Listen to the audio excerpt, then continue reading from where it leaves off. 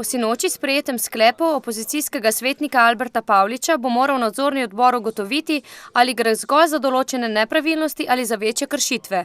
Pri večini zadev, katere smo pregledali, je pri vseh teh zadevah prihajalo do nekih odstopanj, nekatere so nekoliko manjše, nekatere malo večje.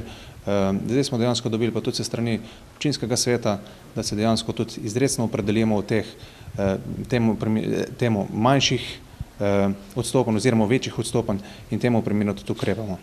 V poročilih je nadzorni odbor izpostavil več primerov kršenja zakona o javnem naročanju oziroma pridobivanja poslov brez javnega razpisa. Dva sta taka, ki sta dejansko izstopila iz tega ven, se pravi, za hujše kršitve oziroma lažje kršitve, želim, da pa to odločimo v sklopu nadzornega odbora, ker smo le tisti, ki bomo dejansko skupno mnenje podali. Župan Franc Hudoklin že od začetka zavrača vsa poročila nadzornikov, saj kot pravi, ne odražajo dejanskega stanja.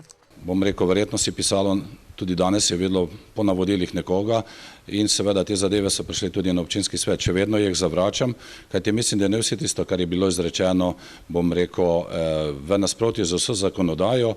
Hudoklin ostro zavrača vse očitke o kršenju zakona o javnem naročanju in drugih kršitvah. Torej, jaz že danes zatrjujem, da sta tudi jasno govori, da bi morali te zadeve biti upravljene 15 dni po upravljenem nadzoru, kar pomeni, da so bili sklepi danes sprejeti mimo, ker gre seveda za, bom rekel, poročila, ki so stare že skoraj več kot pol leta ali, bom rekel, celo 3/4 leta.